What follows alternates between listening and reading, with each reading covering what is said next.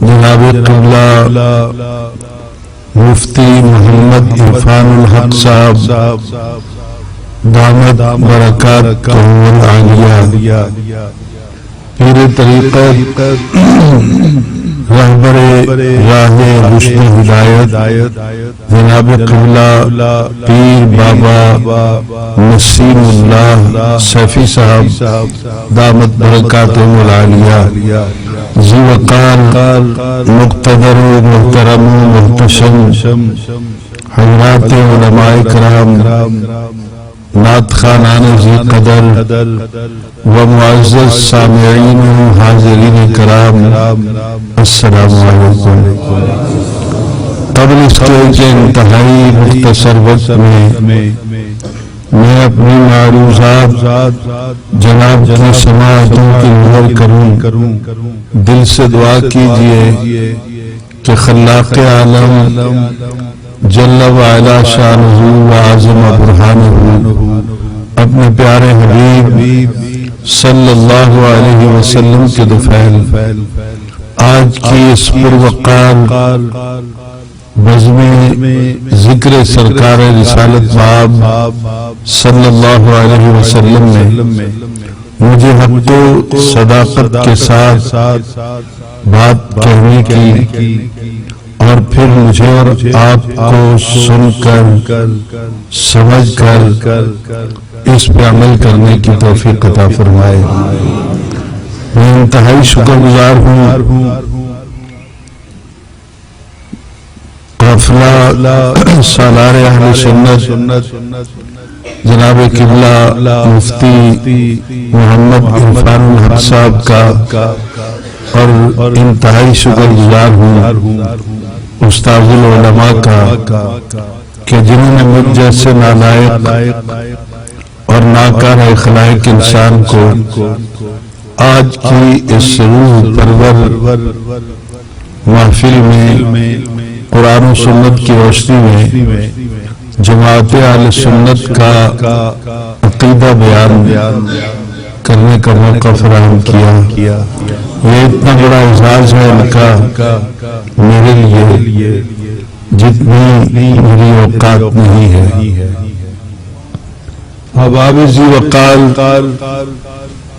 قرآن پاک کے 28ویں پارے میں سے سورۃ الممتحنہ کی آخری آیت کو میں نے آپ کے سامنے تلاوت کیا ہے۔ ہم اس آیہ مقدسہ کی روشنی میں آج اس بات کو سمجھنے کی کوشش کریں گے کہ مالک خالق رازق ہمیں عدم سے وجود بخشنے والا ہم سے چاہتا کیا ہے، کیونکہ انسان کے ساتھ رحمان نے پیار بہت کیا ہے، ہمیں اشرف المخلوقات ہونے کا اعزاز بخشا ہے، تو اس لیے میرا مالک یہ چاہتا ہے کہ جتنے بھی نبی پاک کے غلام ہیں یہ جب معاشرتی زندگی گزاریں تو ان کی معاشرتی زندگی کے اندر حسن پایا جائے، ان کا معاشرہ ایک حسین معاشرہ ہو، بڑوں کا احترام ہو، چھوٹوں کے ساتھ پیار ہو، ماں بہن بیٹی کا وقار ہو، اور معاشرے کے اندر کوئی بھی کسی کا گریبان نہ پکڑے، کسی کی پگڑی نہ اتارے، اتنا حسین معاشرہ ہو کہ کانٹا کسی کو لگے رویا کوئی کرے۔ یہ حسین معاشرہ قرآن پاک کا پسندیدہ معاشرہ ہے۔ جناب قبلہ پیر صاحب بھی اور حضرت العلام استاد محترم بھی تشریف فرما ہے۔ اللہ تعالیٰ ارشاد فرماتا ہے یا ایھا الذین آمنو، اے نبی علیہ السلام کے غلاموں، یا ایھا الذین آمنو کا ترجمہ درست ہے، اے ایمان والو، اے وہ لوگوں جو ایمان لائے ہو، یہ اس کا لفظی ترجمہ ہے، لغوی ترجمہ ہے، با محاورہ ترجمہ ہے، یہ بالکل درست ہے۔ لیکن میں یہ سمجھتا ہوں کہ اس کے اندر اللہ تعالیٰ آواز دے کر کہتا ہے یا ایھا الذین آمنو، اے میرے پیارے نبی کے غلاموں، کیونکہ ہم جماعت اہل سنت والوں کے نزدیک ایمان نام ہی سرکار کی غلامی کا ہے۔ اگر سرکار کی غلامی کا تصور بھی ہمارے ذہنوں سے مٹ جائے، محو ہو جائے، تو پیچھے جو کچھ بچتا ہے وہ ایک عمل تو ہے، ایمان نہیں ہے۔ ایمان تبھی ہوگا جب ہمارے گلے میں رسول کی نوکری کا طوق ڈالا جائے گا۔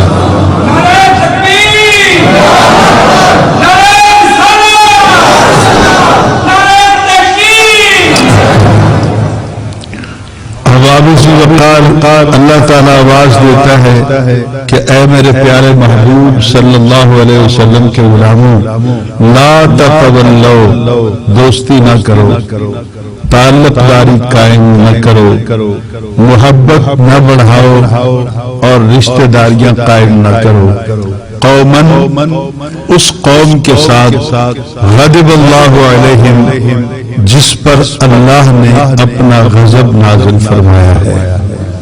میرا خیال ہے بات سمجھ میں آ گئی ہوگی کہ جو مغضوب لوگ ہیں جن پر اللہ ناراض ہے، ہمیں یہ حکم دیا گیا کہ باقی جو مرضی کرتے رہیں، تم جو نبی پاک کے نوکر ہو، نبی پاک کے غلام ہو، تمہارا حق نہیں بنتا تم نے کسی ایسے شخص کو اپنے من کی سیج پر نہیں بٹھانا جس پر اللہ کا غضب نازل ہوا ہے۔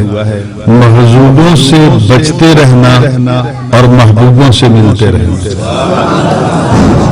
یہ قرآن پاک کا یہاں پہ تصور ہے۔ لیکن قبلہ پیر صاحب جس معاشرے میں جس طرح ہم رہتے ہیں تو ہم کس طرح تلاش کریں گے؟ محبوب کہاں کہاں بیٹھے ہیں، محظوظ کہاں کہاں بیٹھے ہیں، کن لوگوں سے ہم نے کنارہ کشی کرنی ہے، کن لوگوں کے ساتھ ہم نے ملنا ہے۔ بالکل آواز ستیہ ناز کروا کے آ گئے۔ کن کن لوگوں سے ہم نے ملنا ہے اور بیٹھ جاؤ آرام سے، کن کن لوگوں سے ہم نے ملنا ہے اور کن کن لوگوں سے ہم نے دور رہنا ہے، تاکہ ہمارے معاشرے کے اندر اللہ تعالیٰ کی ناراضگی کے اسباب پیدا نہ ہوں۔ لا تتولوا قوما غضب اللہ علیہم، اس قوم کے ساتھ دوستی نہ کرو جس پر اللہ کا غضب نازل ہوا ہے یا جس پر اللہ تعالیٰ ناراض ہوا ہے۔ حضور والا کیسے پتہ چلے گا؟ کیا پیشانیوں پر کچھ لکھا ہوتا ہے؟ اگر لکھا ہوتا ہے تو ہمیں وہ تحریر نظر نہیں آتی۔ تو یہ ایک حقیقت مسلمہ ہے کہ ہر پیشانی پر ایک تحریر موجود ہے، لیکن پڑھنے کے لیے مجدد الفسانی کی نظر کی ضرورت پڑتی ہے، ہر شخص نہیں پڑھ سکتا اسے۔ شیخ احمد سرہندی مجدد الفسانی رحمت اللہ تعالی علیہ کے دو بیٹے ملا طاہر لاہوری کے پاس پڑھتے تھے۔ جب وہ چھٹیوں پر گھر گئے اور اپنے بابا سے ملے تو جناب قبلہ مجدد الفسانی رحمت اللہ تعالی علیہ انہوں نے اپنے بیٹوں کو بتایا کہ جس استاد کے پاس تم پڑھتے ہو میں نے اس کی پیشانی پر لفظ شقی لکھا ہوا دیکھا ہے، وہ دوزخی ہے، وہ دوزخ میں جائے گا، بدبختی اس کا مقدر ہے۔ تو اس طرح حضور والا بڑا بیٹا آپ کے پاؤں پڑ گیا کہ بابا دوزخی دوزخ میں جائیں گے، جنتی جنت میں جائیں گے، لیکن بابا لوگ کیا کہیں گے؟ ہوئے تو آڈے پتروں دا استاد تے جاوے دوزخ۔ اگر بات میری سمجھ میں آ جائے، پڑھائے آپ کے بیٹوں کو علم آگہی کی روشنی عطا کرے، قرآن و سنت کا لیکچر دے، آپ کے بیٹوں کا مستقبل سنوارے اور خود دوزخ میں چلا جائے، لوگ مذاق اڑائیں گے، آئندہ ولیوں پر کوئی اعتماد نہیں کرے گا۔ تو حضرت مجدد الثانی رحمت اللہ تعالی علیہ نے یوں فضا میں ہاتھ اٹھایا اور جیسے بلیک بورڈ سے کوئی عبارت مٹائی جاتی، اس کو مٹایا اور پھر کچھ لکھا اور مسکراتے ہوئے بیٹے سے کہا کہ بیٹا اپنے استاد کو بتا دینا میں نے شقاوت کو مٹا دیا ہے اور سعادت کو لکھ دیا ہے، اب وہ جدھر بھی جائے گا جنت اس کا انتظار کرے گا۔ بات سمجھ میں آ رہی ہے؟ تو حضور والا یہاں پر میں ایک سوال اٹھانا چاہوں گا، استاد العلماء تشریف فرما ہے، مفتی صاحب بھی کثیر مطالعہ فرماتے ہیں اور علماء بھی موجود ہیں، کیا ملا طاہر لاہوری اور شیخ احمد سرہندی مجدد الثانی رحمت اللہ علیہ ان دونوں کے درمیان کہیں ملاقات ہوئی؟ کیا دونوں مل کر کہیں بیٹھے؟ میں بہت نالائق ہوں لیکن مجھے یہ روایت کہیں نہیں ملی، وہ سرہند میں یہ لاہور میں، تو جب ملے نہیں تو تحریر کیسے پڑھی؟ جب ملاقات ہی نہیں ہوئی تو ان کی پیشانی پر لکھی ہوئی تحریر کیسے پڑھی؟ تو اس سے پتہ چلتا ہے کہ اللہ تعالیٰ جن پر راضی ہو جاتا ہے، پیشانیوں کی تحریر تو ایک طرف رہی، وہ لوح محفوظ کی تحریر بھی پڑھ لیتے ہیں۔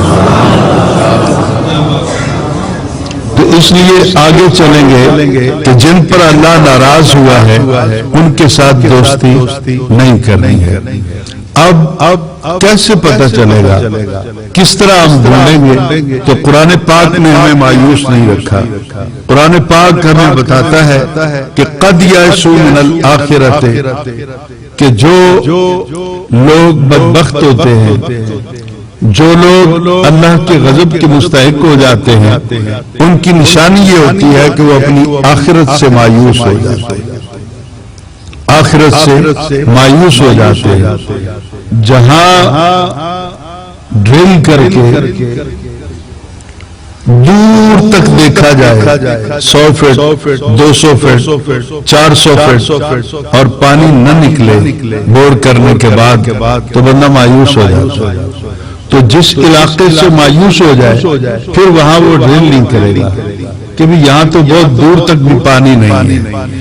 اسی طرح اگر کوئی شخص کسی دروازے پہ جا کے بھیک مانگے اور اس دروازے سے اسے ایک بار 2 بار 4 بار خیرات نہ ملے تو وہ مایوس ہو جاتا ہے، آئندہ پھر وہ اس دروازے پہ جا کے مانگتا نہیں، اس دروازے پہ جا کے آواز نہیں دیتا۔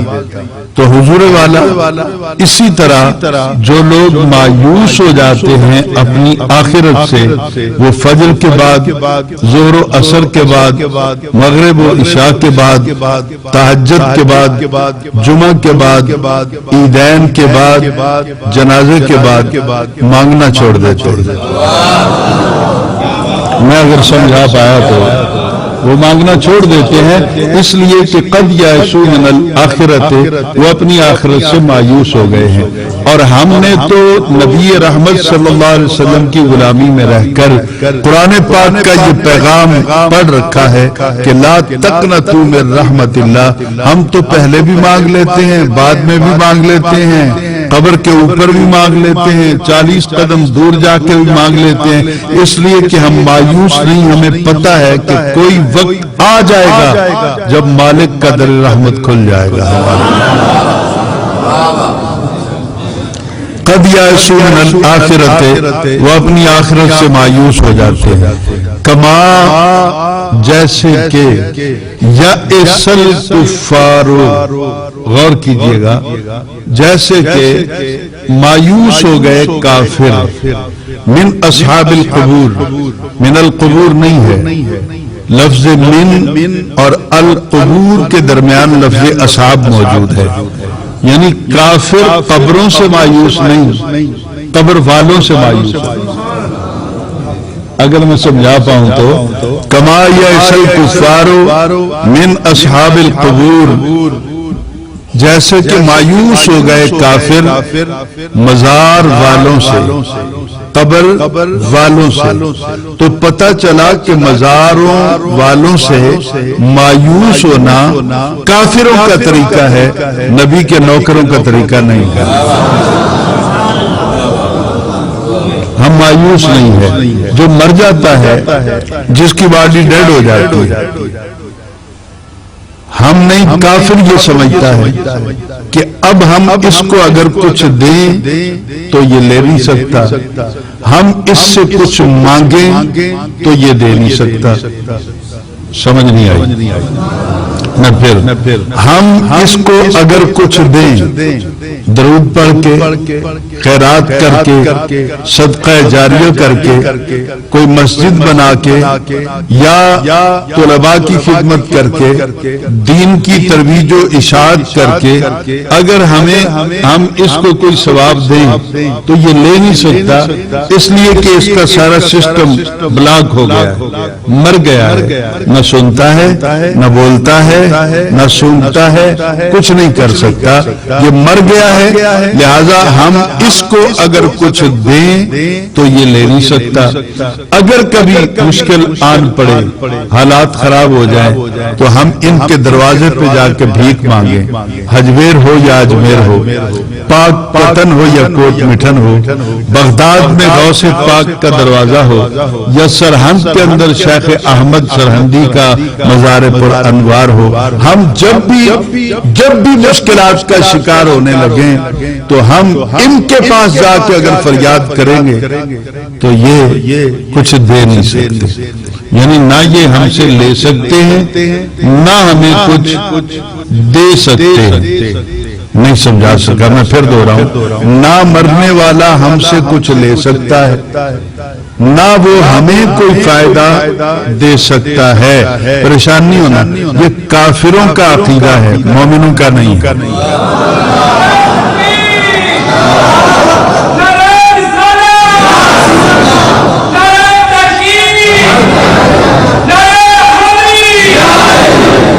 کیونکہ اصحاب قبور جو ہیں، آج مجھے تمہیں بڑا دکھی کیا، اصحاب قبور جو ہیں وہ نہیں اٹھنے نہیں بیٹھے رہے،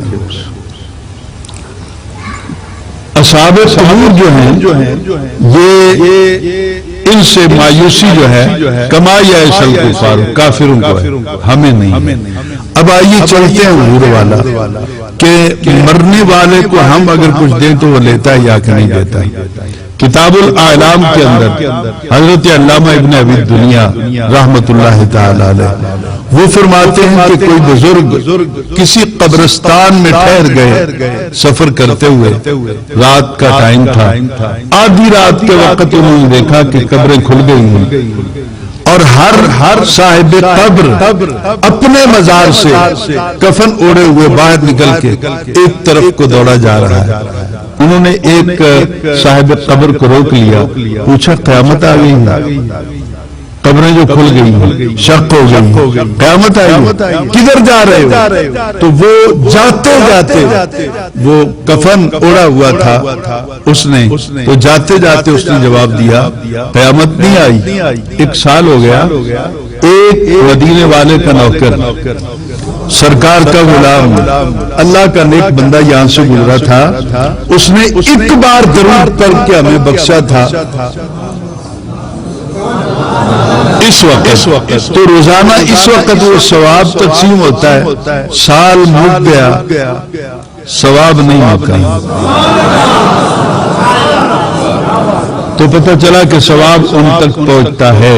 ہم آگے بھی چلیں گے انشاءاللہ، تو صرف کتاب الاعلام کی اس روایت پہ بات نہیں کریں گے، آگے چلتے ہیں کہ میدان حشر جب لگے گا اس دن 2 گروپ بنائے جائیں گے، ایک اصحاب الیمین، ایک اصحاب الشمال۔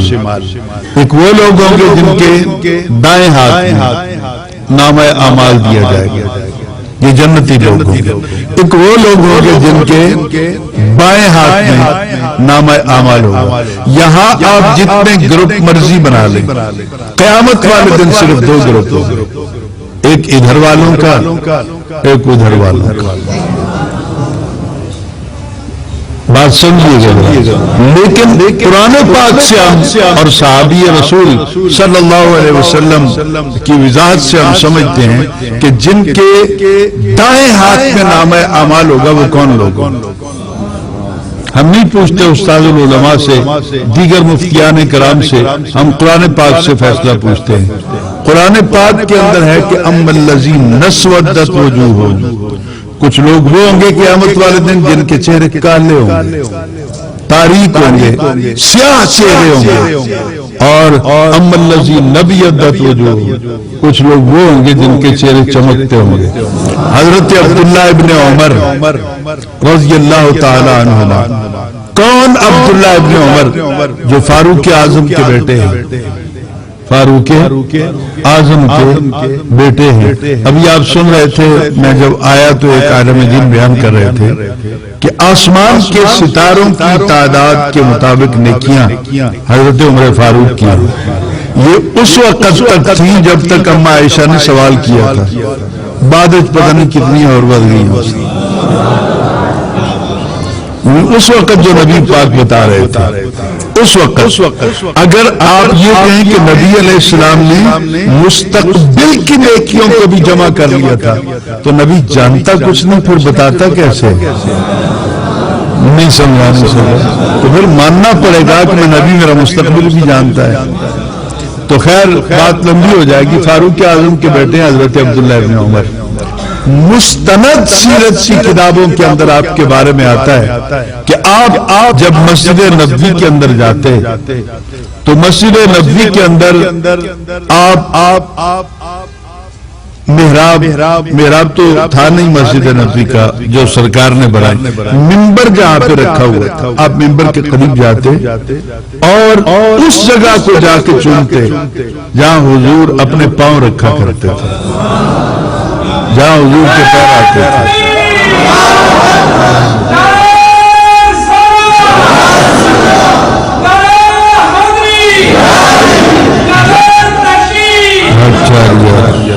جہاں حضور اپنے پاؤں رکھا کرتے تھے اس جگہ کو جا کے چومتے تھے آپ. تو ایک دن کسی نے روکا، کہا جی یہ لکڑ کیسے محترم ہو، اس کو جو چوم رہے ہیں آپ، اس کی کیا حقیقت ہے، کیا اوقات ہے؟ عمر فاروق کا بیٹا ایک لکڑ کا بوسہ لے جا کر، یہ تو پھر قیامت نہیں آ گئی. فاروق اعظم کے بیٹے حضرت عبداللہ اٹھے، بطن غصے سے کانپ رہا تھا اور آپ نے مخاطب کر کے اس کو کہا کہ پاگل، میں لکڑ چومنے نہیں آیا، میں تو آج بھی تصور میں یہاں سرکار کے قدم رکھے ہوئے دیکھتا ہوں. سرکار کے قدموں کی نسبت کی وجہ سے میں اس کو چومتا ہوں. حضرت عبداللہ ابن عمر گو کہ تھوڑا سا اس کی سند پہ کلام کیا ہے اپنا قاضی ثناء اللہ پانی پتی رحمت اللہ تعالی علیہ نے، لیکن یہاں پر سند پہ بحث کرنے کا ٹائم نہیں ہے، عوام الناس سے بات کر رہا ہوں میں. تو حضرت عبداللہ ابن عمر اما الذین ابیضت وجوہہم پارہ نمبر 4 اس آیت کو پڑھتے ہوئے تفسیر کرتے ہیں کہ وہ لوگ جن کے چہرے قیامت والے دن چمکتے ہوں گے ہوا اہل السنہ،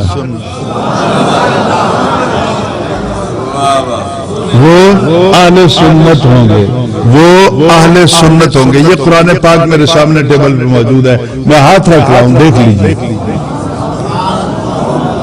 اگر کوئی ماں کا لال میری اس بات کو چیلنج کر دے کہ نہیں کہا عبداللہ ابن عمر رضی اللہ تعالی عنہما نے اور حضرت عبداللہ ابن عباس رضی اللہ تعالی عنہما نے، تو میرا قتل معاف ہوگا، میرے ورثہ فیار درج نہیں کرائیں گے.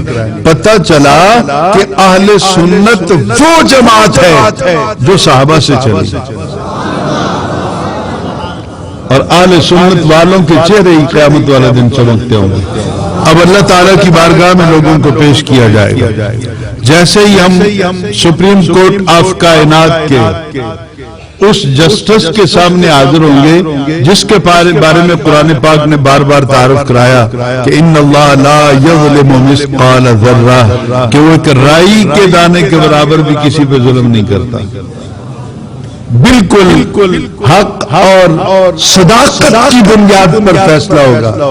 وہاں جب ہماری کتاب کھلی نامہ اعمال کی تو میں یہاں پر مثال کے طور پہ عرض کروں گا علماء کی موجودگی میں 50 سال کی زندگی تھی اس آدمی کی جس کا نامہ اعمال پیش کیا گیا. تو اللہ تعالیٰ اس میں سے ان سالوں کو جو اس کی نابالغی کے ہیں، کیونکہ نابالغ جب تک بچہ ہوتا ہے کوئی پیپر سائن نہیں کر سکتا، اس پر نماز بھی فرض نہیں ہوتی. گو کہ ہماری جماعت اہل سنت کا طبقہ جو ہے یا اولیاء کرام وہ تو کہتے ہیں کہ بچپن سے پڑھاؤ تاکہ اسے عادت پڑ جائے. وہ چند سال معاف کر دیے جائیں گے، منہا کر دیے جائیں گے، باقی کا حساب لیا جائے گا، پھر بھی دوزخ مقدر ہو جائے گا. تو اب اللہ تعالیٰ کہے گا کہ آگے کھول کے پڑھو. فرشتے کہیں گے یا اللہ اس ڈیٹ کو یہ مر گیا تھا، آگے کیا کھولنا ہے؟ آگے کس نے لکھنا تھا؟ آگے تو اس کی زندگی ختم ہو گئی تھی. تو بندہ خود اللہ کی بارگاہ میں حاضر ہوگا، کانپتے ہاتھوں کے ساتھ رو کر عرض کرے گا، رو کر عرض کرے گا کہ یا اللہ میں تو مر گیا تھا. یہ بعد والا 2-4 ہزار صفحے جو لکھے ہوئے ہیں نیکیوں کے ثوابوں کے، یہ کہاں سے آ گئے؟ میں نے تو یہ عمل کیا نہیں. تو خلاق کے عالم ارشاد فرمائے گا تو مر گیا تھا نا، پچھلے تو نہیں مر گئے تھے. اس دن ہم سے مجالی پہ یہ بولو باقی آرام لگ سے، کیونکہ سب کے نصیب میں نہیں ہوتا سبحان اللہ کہنا، تو میں منت نہیں کروں گا. اب غور سے سنیے گا، پیچھے والے تو مر نہیں گئے تھے، وہ قرآن پاک پڑھ کر اشارے ثواب کرتے رہے، مسجد میں خدمت کر کے اشارے ثواب کرتے رہے، دین کی ترویج و اشاعت کر کے اشارے ثواب کرتے رہے. تو مختلف اوقات کے اندر صدقات کی صورت میں وہ جو کچھ بھیجتے رہے، اگر فرشتوں کا قلم نہیں لکھتا تو میری رحمت تو لکھتی ہے نا. تو اس طرح اس کو جنت مل جائے گی. نبی اکرم صلی اللہ علیہ وسلم ایک مرتبہ خچر پر سوار ہو کر گزر رہے تھے کہیں سے، تو پورے قبرستان سے وہ سواری آپ کی گزر گئی. 2 قبروں کے پاس جا کے آپ کی سواری رک گئی. حدیث جریدہ امام بخاری نے اپنی سند سے اس کو بیان کیا ہے، پیر صاحب امام مسلم نے اپنی سند سے بیان کیا ہے، اور صاحب مشکات نے اس کو ان دونوں سے تخریج کیا. دیگر کتابوں کے اندر بھی یہ روایت موجود ہے. 2 قبروں کے پاس آ کے آپ کی سواری رک گئی. سرکار نے اس کو چلانے کے لیے ایڑ لگائی، وہ نہیں چلا. لگام کھینچی، وہ نہیں چلا. کیا وہ بدبخت نافرمان ہو گیا؟ کیوں نہیں چلا تھا؟ آج وہ ایک خچر زمانے کو دکھانا چاہتا تھا کہ نوکری کرنا سائیں دی تو تینوں پتہ لگ سی کہ سائیں اپنے نوکران دے کتنے لاڈ لڈانے، کتنی شفقت فرمادن اور کتنا پیار فرمادن. یعنی اس نے ضد نہیں کی بلکہ سرکار کی ذات پر بھروسہ کرتے ہوئے رک گیا. کیوں؟ پورے قبرستان میں نہیں رکا. تو اللہ تعالیٰ نے اس جانور کو یہ بصیرت عطا کر دی تھی کہ نبی کے قدموں کے نیچے آ کر، نبی کی سواری بن کر وہ جدھر بھی نظر دوڑاتا ہر قبر کے اندر تک نظر چلی جاتی. وہ دیکھتا رہا، گزرتا رہا، اے بھی ساڈا نہیں، اے بھی ساڈا نہیں، اے بھی ساڈا نہیں، اے بھی ساڈا نہیں. وہ کافروں کا تھے اپنا قبریں. آخر 2 قبروں کے پاس آ کے رک گیا. اسے پتہ چل گیا، کوئی نشانی تو نظر آئی ہوگی اسے جس سے اس نے پہچان لیا ہوگا کہ یہ ہیں بھی مسلمان اور عذاب بھی ان کو ہو رہا ہے. یہ اج نہ بخشے گئے تو مڑ کیڑے ویلے بخشا جا رہا ہے. تو صحابہ نے، اب ذرا غور کیجئے گا، دیکھا اس نے، بیان نبی نے کیا. میں نے کچھ کہہ دیا میرے خیال نہیں بات سننا. دیکھا اس نے، اس کے مشاہدے کو نبی علیہ السلام نے تو دیکھا ہی دیکھا ہے نا. آج بات تو اس کی ہو رہی ہے جو نبی کی سواری بنتا ہے چاہے وہ جانور ہے. تو حضور یہ قیامت تک کے لیے پتہ چل گیا کہ جڑا نبی دی سواری بنے او دا مقام تے ہوے تے جدی سواری خود رسول بنے او دا مقام کی ہو.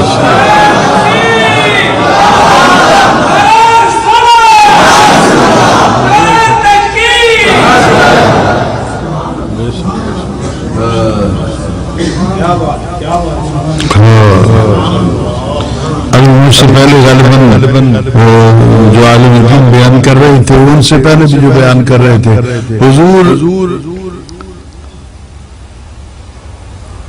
افضل البشر بعد الانبیاء بالتحقیق سیدنا ابو بکر صدیق، سب کہہ دیجئے رضی اللہ تعالی عنہ. میدان بدر کے اندر جب مسلمان بڑی کمزور حالت میں تھے، مقابلے ہوئے 313 کھڑے ہیں پر اسلحہ آئی صرف 14 آدمیوں کو. مقابلے میں 313 کھڑے تھے، مسلح 14 آدمی تھے. ان میں سے بھی ایک کی تلوار ٹوٹ گئی. وہ سیدھا نبی پاک کے پاس آیا. علماء بیٹھے میری رعایت بالکل نہ کریں، میری جماعت کے علماء ہیں، انہوں نے ہی میرے عیبوں پہ پردہ ڈالنا ہے لیکن حق بات پہ نہیں. یہ سنیوں کی عادت ہی نہیں ہماری، ہم عقیدے پہ کمپرومائز نہیں کرتے. ایک تلوار ٹوٹ گئی، پیچھے 13 بندے رہ گئے. جس کی تلوار ٹوٹی وہ سیدھا بھاگتا ہوا نبی پاک کے پاس آئے. صاحب ان کو پتہ نہیں تھا، مدینے سے تو ساتھ آئے تھے، جو حضور کو تلواراں پہیاں ہوں تو پہلے تقسیم نہ کر دیں. تلوار تو تھی کوئی نہیں. صاحب استاد محترم تلوار تو تھی کوئی نہیں. آتے ہی اس نے مانگی تلوار نبی پاک سے. ہوگے نبی تو صحابی، پتہ بھی ہوگا کہ نبی کو کچھ نہیں، تو یا اللہ مدد کا نعرہ کیوں نہیں لگایا؟ اتھے ہی سر سجدے چ رکھ کے آخ دینا کہ یا اللہ تیرے دین دی ترویج و ارشاد واسطے آیا، تیرے دین دی سربلندی واسطے آیا، تو منو تلوار عطا کر. تو اللہ تعالیٰ بھیج دیتا، وہ قادر مطلق ہے. لیکن صحابی رسول نے مشکل وقت میں رب سے نہیں اس کے محبوب سے مانگا، اور حضور نے بھی نہیں کہا کہ تم نے اچھا نہیں کیا، مجھ سے کیا مانگتے ہو، تمہیں پتہ نہیں کہ میرے پاس کچھ نہیں. حضور کے ہاتھ میں ایک چھڑی تھی، لکڑ تھی چھوٹی سی. اس نے تلوار مانگی، حضور نے کہا یہ لے لو. اس نے یہ نہیں کہا کہ یہ میرے ساتھ مذاق کرتے ہیں، جنگ لڑنی ہے، یہ چھڑی لے کر چھوٹی سی لکڑ لے کر تلواروں کے مقابلے میں کس طرح جاؤں گا. لیکن وہ صحابی تھا. دوسرا جملہ میں نہیں کہوں گا، نیگیٹو بات نہیں کروں گا، میرے وطن عزیز کے حالات اچھے نہیں ہیں. صحابی تھا، قیامت تک کے لیے بتا دیا یہ تو چھڑی ہے، سونا ایک تنکا بھی دے ویچا وہ بھی تلواراں نال تکڑا ہو جائے. بس جیسے ان کے ہاتھ میں وہ گئی نا لکڑ تو وہ تلوار بن گئی. 100 برس تک اس کے ساتھ جنگیں لڑی گئی، کدی کسی کو تیز کران دی ضرورت نہیں پئی، اس واسطے کہ دتی جو سونے نے تو غیراں کو جان دی لوڑ کیڑی رہ گئی.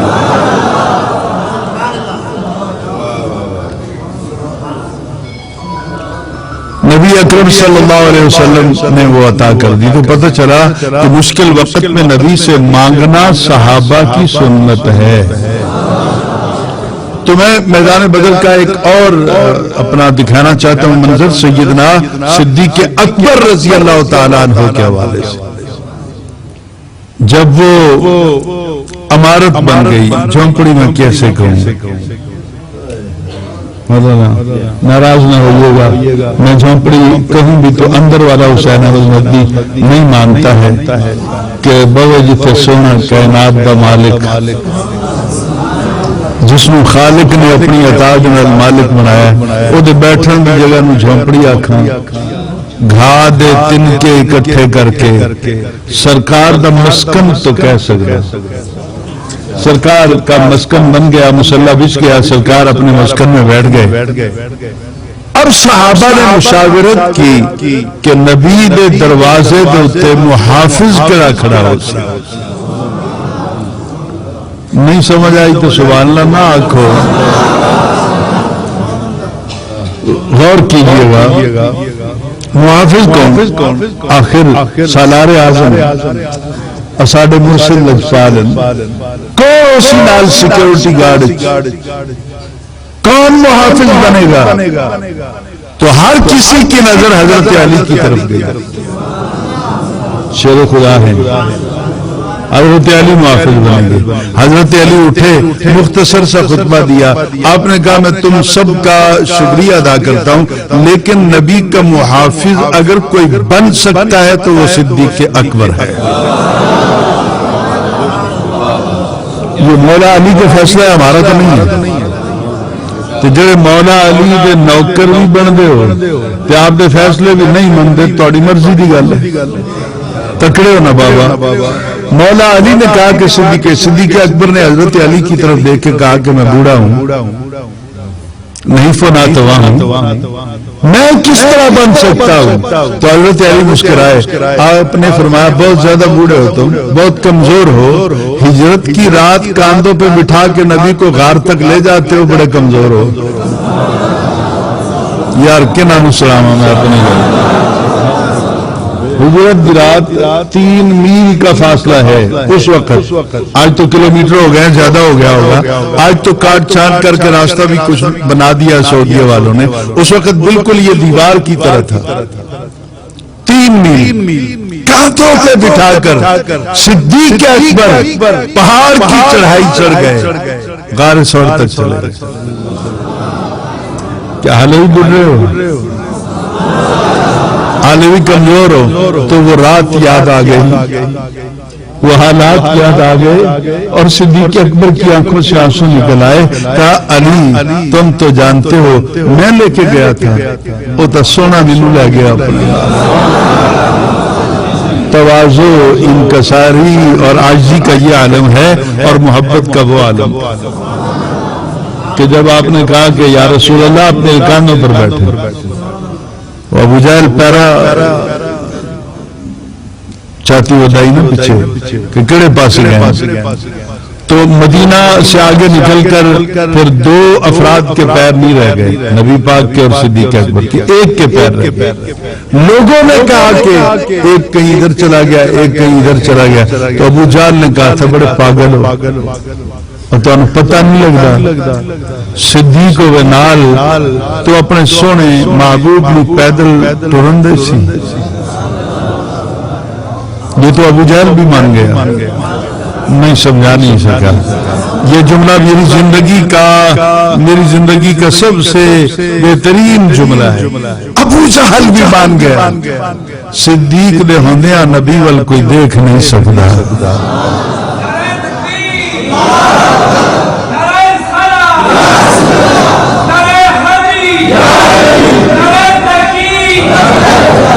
اچھا جی، دنیا دا مسلمہ قائدہ ہے، تسا اپنی مارکیٹاں دے گھراں دے وچ بھی محافظ رکھ دو، تو محافظ کا یہ کام ہوتا ہے کہ یہ خزانہ ہے نا، تو محافظ ادھر کر کے کھڑا ہوگا، خزانہ اپنے پیچھے رکھے تاکہ آن والے دشمن کا مقابلہ کرے۔ ایسا ہوتا ہے، لیکن صدیق اکبر رضی اللہ تعالیٰ عنہ میدان بدر کے اندر قیامت تک کے لیے یہ قانون جو تھا اس کو رول بیک کر دیا۔ آپ نے منہ کیتا سرکار والا، پٹھ کی تھی کفار ول صحابہ نے زور زور دی آواز دے کے آکھیا منہ ادھر کرنا ہے جدھروں دشمن آونا ہے تساں تے سرکار ول منہ کر کے کھڑے ہو گئے ہو کی پتہ لگ سی کہ کافر کیڑے پاسوں آ کے حملہ کر دے تو صدیق اکبر کی آنکھوں سے آنسو نکل آئے آپ نے کہا یار نصیب تھے کہ تم نے میرا انتخاب کر کے یہاں پہنچا دیا باقی او نبی کیوں ہو جائے جدا امتی حفاظت کرے بھلا نبیاں دے محافظ امتی بھی ہو سکتے محافظ تو سونا لجپال نبی ہے مینوں تو موقع مل گیا کہ خارج بھی سرکار دا چہرہ تکدا رہے اج بھی سرکار دا چہرہ دے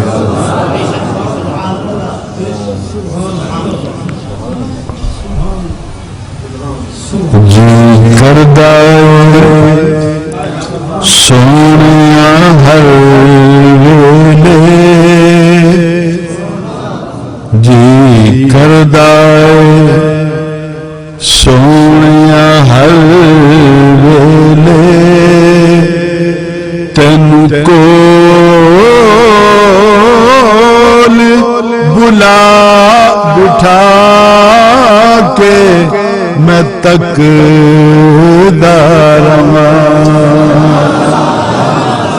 جی کردہ سونیا ہر ویلے ہر ویلے ہر ویلے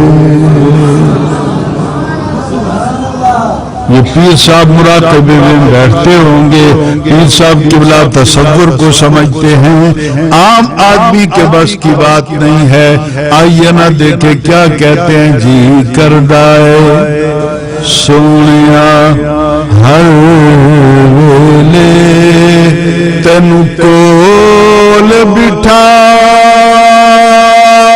کے میں تکدا رواں سارا جسم میرا اکھ بن جاوے محتاج نہ میں ایک اکھ دا رواں حضور والا یہ چلتے ہیں آگے اپنی منزل کی طرف خچر رک گیا یاد ہے انج کرو نہیں انج کرو مہربانی کرو آج ایک سادہ کرو مدرسے دے اندر قبلہ استاد العلماء اور مفتی عرفان الحق صاحب انہوں نے تو جو کاوش کرنی ہے وہ تو کرتے رہتے آج ایک اور ساڑھے کلو جہاد کرواؤ مولویاں تقریر سنو آرام میں بیٹھو سبحان اللہ بھی اسی آقا خان نہ بڑھے اللہ دنا زبان دیتے آوے تو پھر مر نہ جاوے خان نعرہ تکبیر نعرہ رسالہ نعرہ خلافت نعرہ حیدری علماء اہل سنت صرف مزہ نہیں رہتا پھر بار بار اس طرح کہنے سے اب آئیے عبور والا چلتے ہیں خچر رک گیا حضور اتر گئے یہاں ایک منفی جملہ کہوں جس سے صرف علماء محظوظ ہوں گے آپ نے اس کو چلایا وہ نہیں چلا ایک بار دو بار تین بار نہیں چلا حکم نبی کا نہیں مانتا کھوتا جو ہے نہیں سمجھ کو نہیں آئی نا آئیے سمجھ پر شرمندے بیٹھے ہو تھوڑے رسول اللہ حکم نہیں مانتا گدھا جو ہے رسول اللہ حکم آوے تو گھر بیٹھا رہا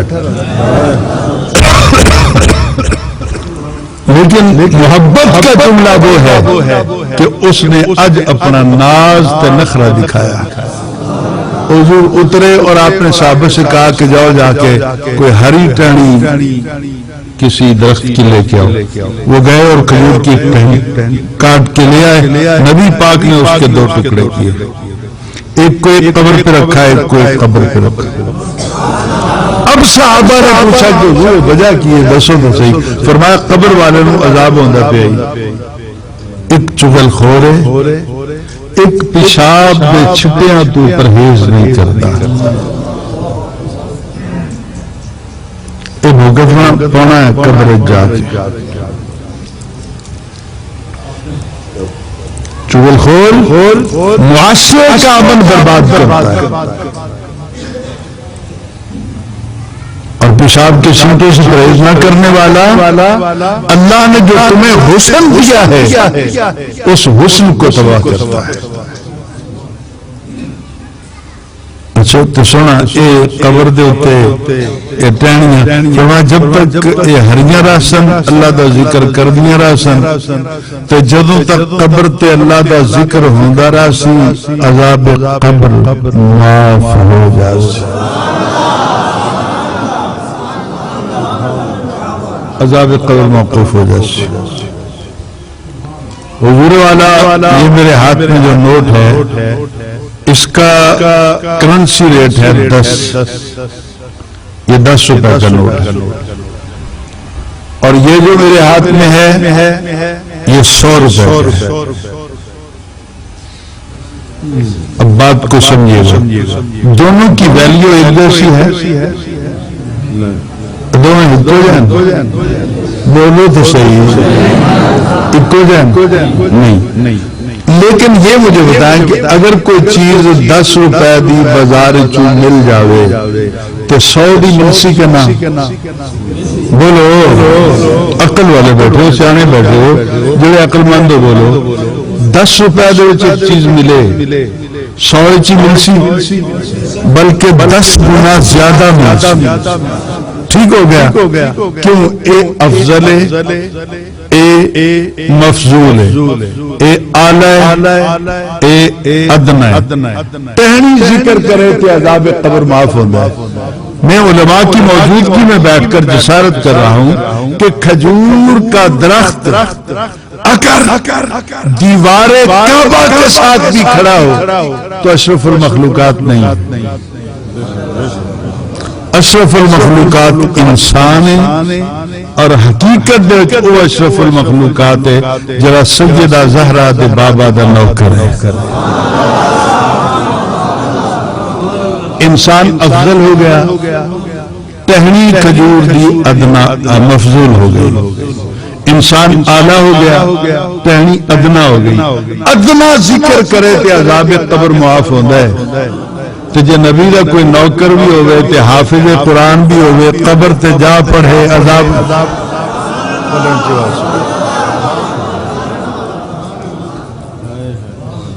تو پتہ چلا کہ قبر والے کو دیا جائے کچھ تو وہ لیتا ہے. قرآن پڑھا جائے تو اس کا اجر اللہ تعالیٰ اس کو عطا کرتا ہے ثواب دیتا ہے. ٹھیک ہو گیا. آگے چلتے ہیں.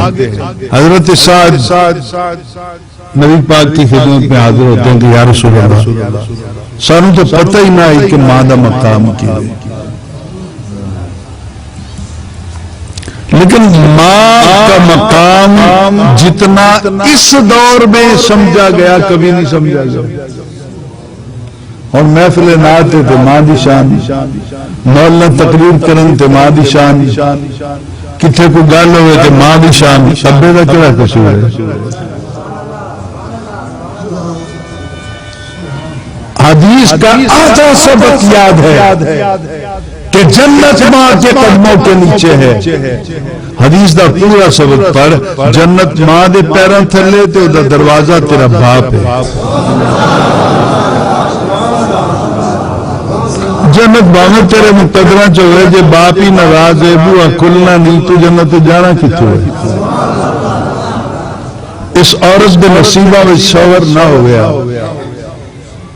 نکاح نہ ہوندہ بچہ پیدا نہ ہوندہ ماں نہ بن دی جنت ایدے پیران تھلے نہ آندی جدے وسیلے نال جنت ایدے پیران تھلے آئیے ان دھکے دیندہ پھر دیں ماں دے قصیدے پڑھنے پھر دیں. قرآن پاک دے کلی ماں دے تذکرہ کوئی نہیں. من الوالدین للوالدین علی الوالدین بالوالدین پڑھ کے دیکھ لیجئے قرآن پاک.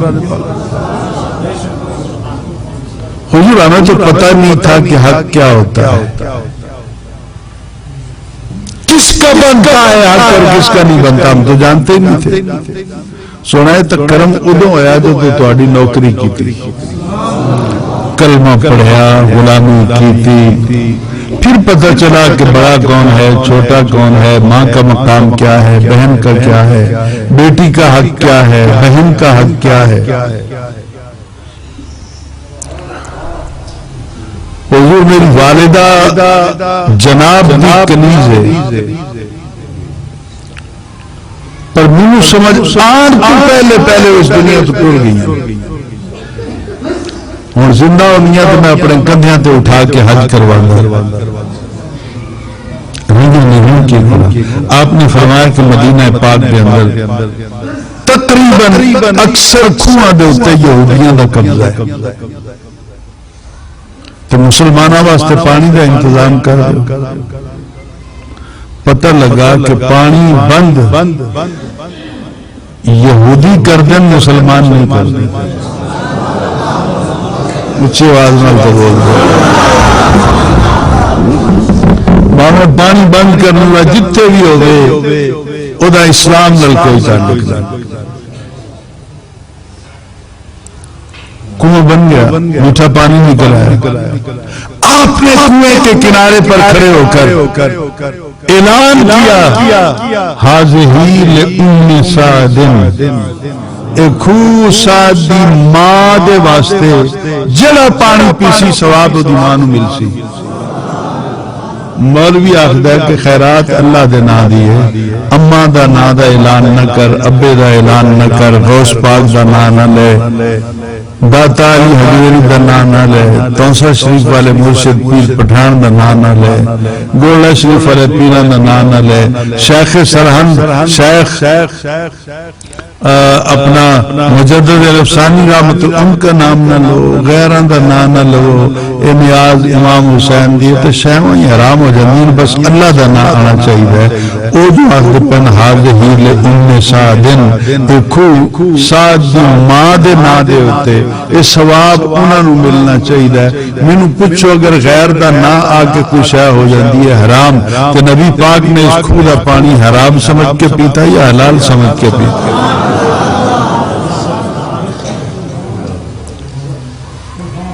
نام کا مطلب یہ نہیں کہ ہم وہ خیرات یا قربانی کسی غیر کے نام پہ کر رہے ہیں، نہیں۔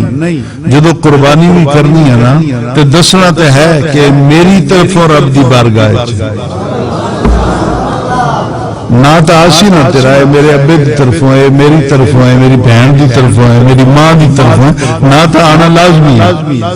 تو پتہ چلا کہ پانی لوگ پیتے رہے، ثواب حضرت سعد کی ماں کو ملتا رہا۔ وَمَا أَرْسَلْنَا مِن رَسُولٍ، تھوڑا سا منہ ہٹتا ہے تو آواز ٹھپ ہو جاتا ہے، یہ ساؤنڈ ہے۔ مجھے پھر عرفان الحق صاحب ناراض ہوتے ہیں کہ آپ منہ ہٹا لیتے ہیں۔ وَمَا أَرْسَلْنَا مِن رَسُولٍ إِلَّا لِيُطَاعَ بِإِذْنِ اللَّهِ۔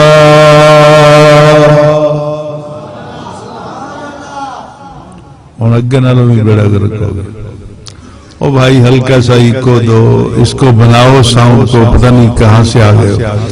وَمَا أَرْسَلْنَا مِن رَسُولٍ إِلَّا لِيُطَاعَ بِإِذْنِ اللَّهِ وَلَوْ أَنَّهُمْ إِذْ ظَلَمُوا أَنفُسَهُمْ جَاءُوكَ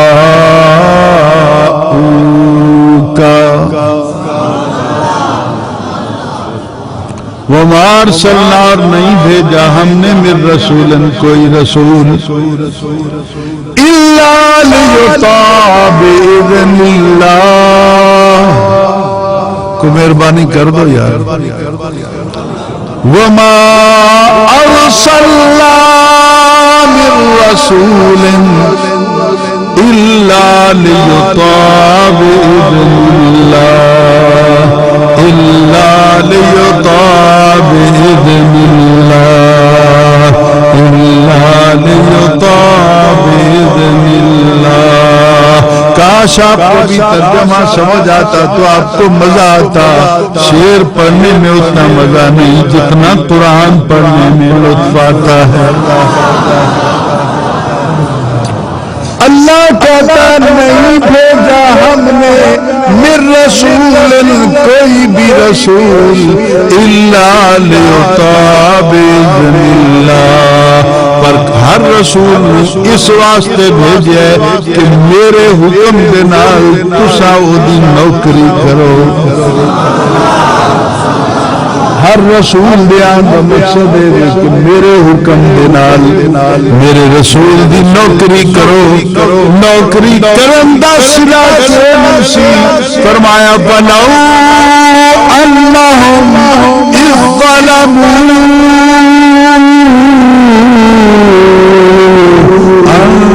انفسہم جاؤک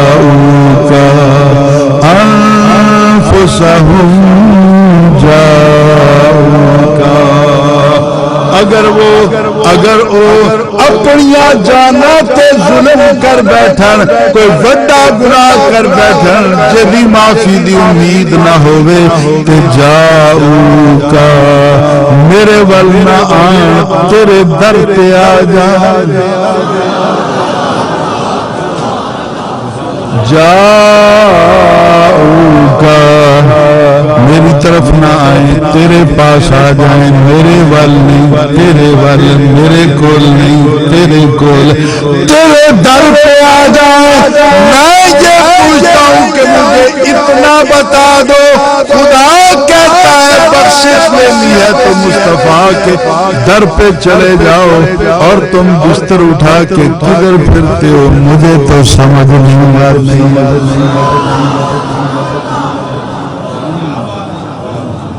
وَلَوْ أَنَّهُمْ ظَلَمُوا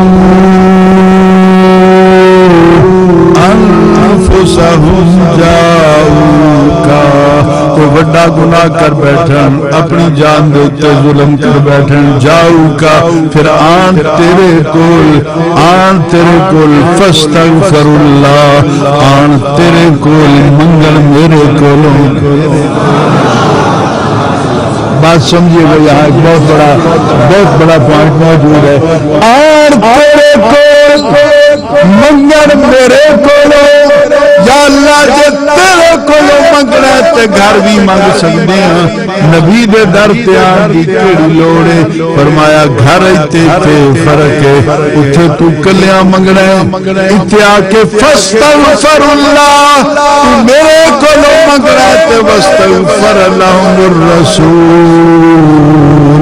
تے میرے سونے رسول نے تیری سفارش کر دیں.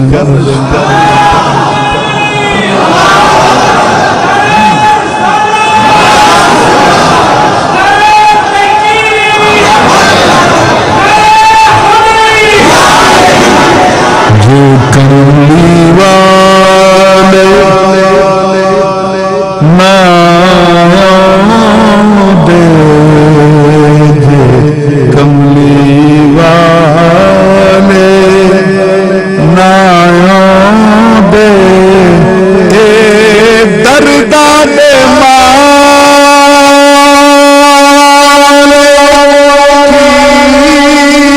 کر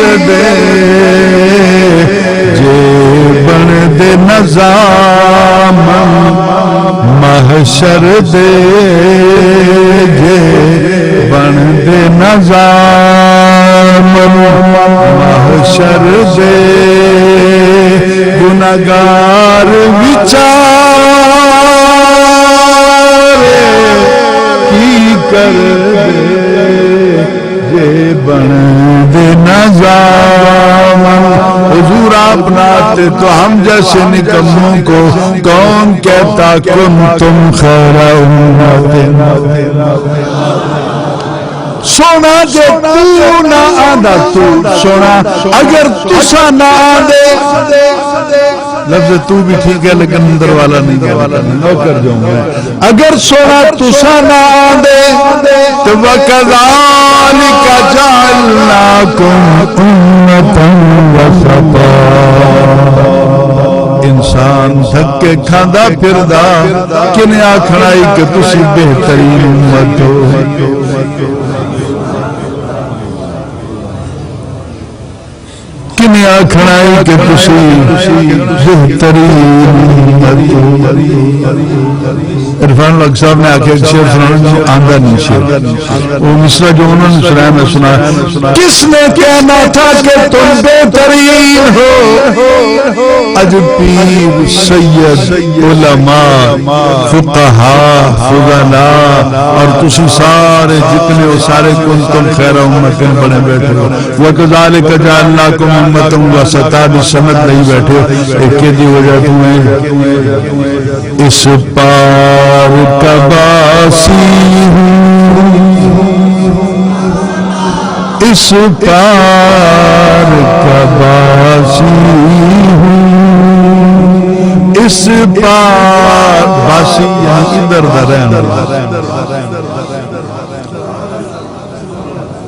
دامن کو دے اندر یہ تھل دے اندر اس پار کا باسی ہوں اس پار سے نسبت ہے اس پار کا باسی ہوں ہم گناہگار لوگ اللہ کہتا ہے معبود کے در پہ آ جاؤ مجھ سے تم مانگو گے میرا رسول تمہاری سفارش کر دے گا یا اللہ رسول کو تو بتایا نہیں کیسے سفارش کرے گا فرمایا دسیا انہاں جاندہ جڑے جان دے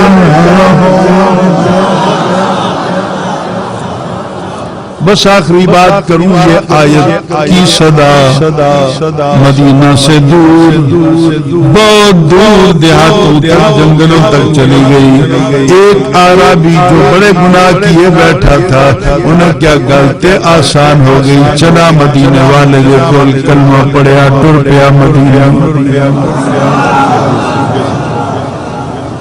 نہ موٹر کار نہ سائیکل نہ موٹر سائیکل نہ ریڑھا کوئی شاہ کوئی پیدل پیرج کنڈے لگتے رہے کپڑے کنڈے انل الگ کے پھٹتے رہ گئے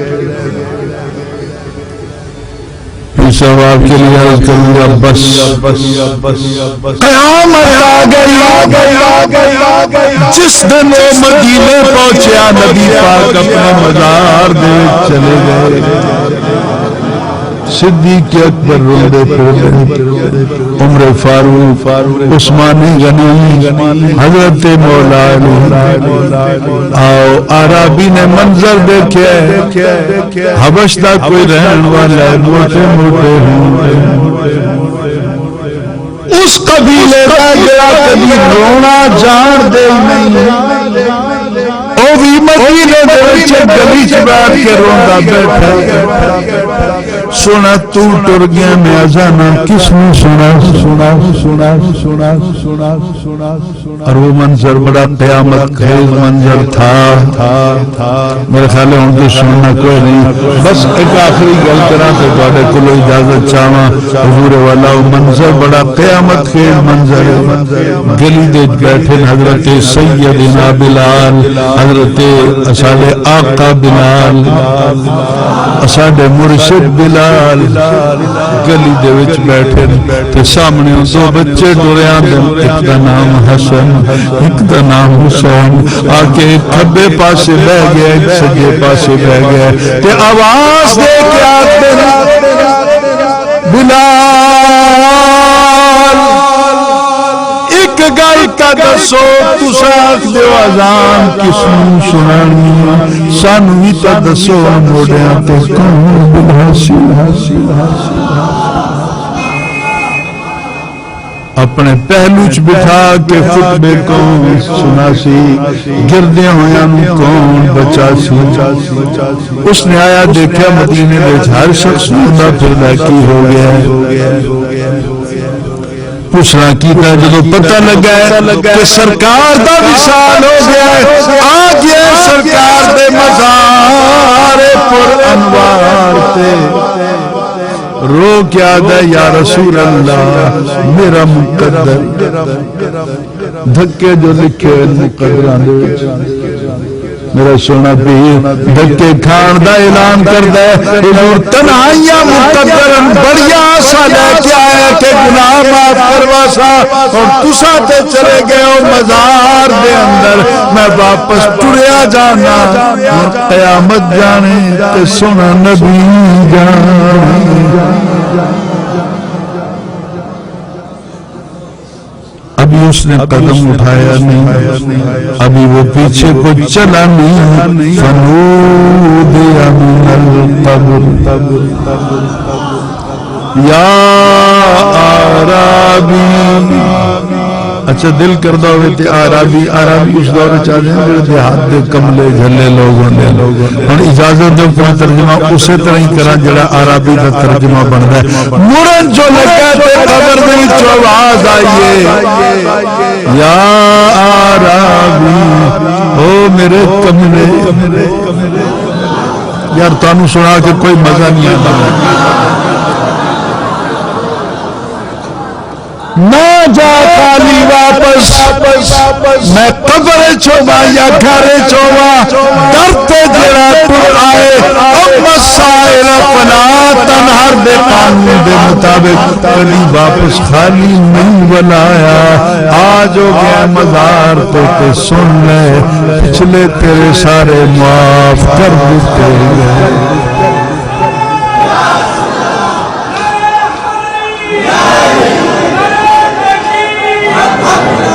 اس دل سے دعا کیجئے کہ اللہ تعالیٰ آج کی اس نشست کو اپنی بارگاہ میں قبول فرمائے اللہ تعالیٰ کے حضور التجا ہے آج میں آپ کے سامنے جھولی پھیلاؤں کبھی سجدہ میں نہ دیکھا اسی آج دل کردہ کہ میں جھولی پھیلا کے توڑے کو منگا تو منگن تو پہلے میں یہ دساں کہ ہو سکتا ہے توڑی منگ بھی وہی ہوئے جڑی میں منگدا پھردا جو کٹھیا نہیں منگ کوئی ہوئے تو پھر آمین کہنے چ بخل نہیں کرنا پیر صاحب دے صدقے اور حضرت استاذ العلماء ولی کامل ہیں جنہوں نے پتہ نہیں کتنے گم کردہ راہ لوگوں کو حقیقی منزل تک پہنچایا تو ان کی موجودگی میں آئیے مل کے مانگتے ہیں کہ یا اللہ ہم سب کو مرنے سے پہلے نبی پاک کا دیدار نصیب فرما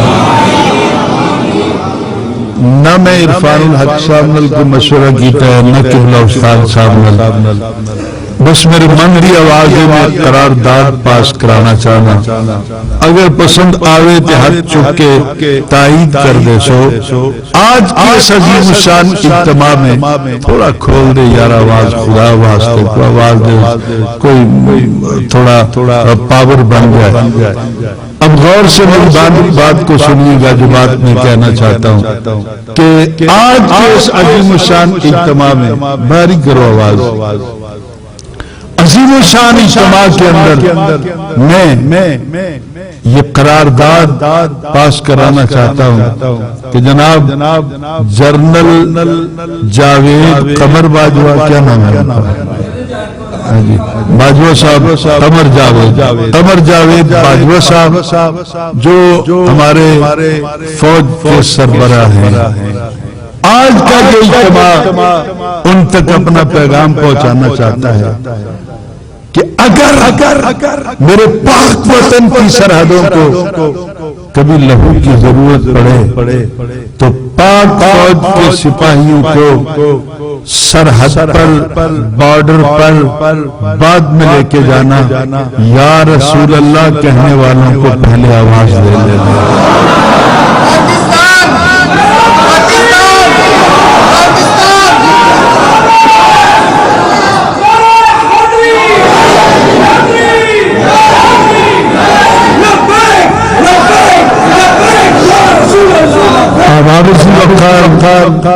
ہم بھی اسی دھرتی کا کھاتے ہیں اس دھرتی دے ساڈے تو بھی سونا بڑے احسان اج میری ماواں چار دیواری دے وچ تے دھیاں بیٹھیاں چار دیواری دے اسے دھرتی دا صدقہ ہے اے نہ ملدی تے پتہ نہیں کشمیر والیاں طرح ساڈا بھی کی حال ہوندا مسجداں آزاد ہیں نماز پڑھتے کھلوتے ہیں اور اس دے نال جو ایک بات ہے وہ یہ ہے کہ شاید انڈیا کا ہر خبیث ترین کتا یہ سمجھتا ہے کہ پاکستان کو مٹا دیں گے، وہ جانتا نہیں یہ نبی کے نام کے صدقے ملا تھا، نہ نبی دا نہ یار گال تو سن لو، نبی کے نام کے صدقے میں ملا تھا، نہ نبی دا نام مٹ سکتا ہے نہ پاکستان مٹ سکتا ہے۔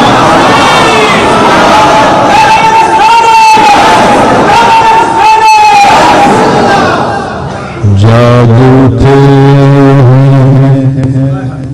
اہل سنت جاگتے اہل سنت گونج اٹھا یہ نعرہ ہے،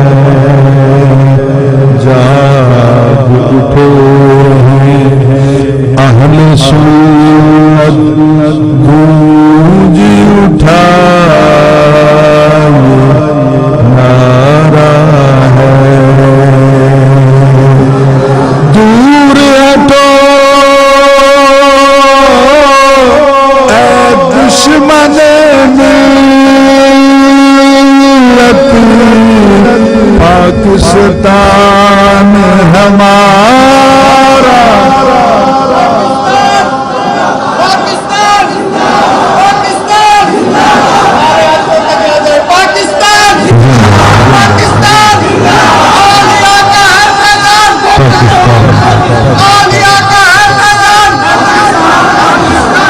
اللہ تعالیٰ علماء کے سایہ تعلیم قائم رکھے، اللہ تعالیٰ اس ادارے کو جماعت اہل سنت کا مرکز بنائے، اور اللہ تعالیٰ ہم سب کو اپنی پوری زندگی نبی پاک کی غلامی میں بسر کرنے کی توفیق عطا فرمائے۔ وآخر دعوانا الحمد للہ۔